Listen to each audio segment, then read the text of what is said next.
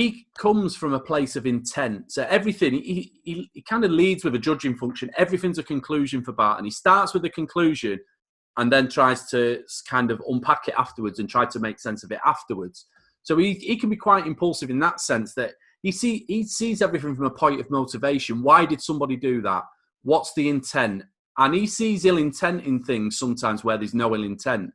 And I think that's partly what's happened this weekend with Evans, is that he's seeing the gamesmanship, he's seeing the way that Evans is carrying on, and not necessarily taking on board the possibility that Evans might actually be genuinely concerned about this game going ahead. And, there might be more to it than just what he sees as the intent is the gamesmanship. And I think this can be, this is relevant in the sense that Evans and Barton as two managers are two completely different characters. They use different mental processes, different cognitive functions in terms of the way that they take in information and in terms of the way they evaluate that information and make sense of it. It's completely different personality types in that regard. So Barton isn't really in a position to understand where Evans is coming from, yet he sees intent, and his first kind of question is, well, if I behave like that and I did that, it would be for this reason. Then he automatically assumes that that's the position the other person's coming from.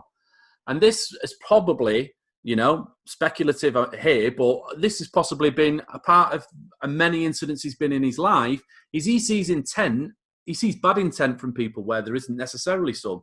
And, if people are impulsive or do something in the moment that's, what for him, if he did that, would be out of character, then he sees that as a slight on him and takes it personally and things like that. And I think that's the issue with Barton. And as a manager, I think he's more of a motivator than a tactician. And he likes to talk his tactics and he likes to talk philosophy, not just football philosophy, but philosophy in general. He likes to play around with all of these ideas. But ultimately, I think he's a motivator. And I think his key strength is pushing people's buttons and understanding what buttons to press and what motivates an individual.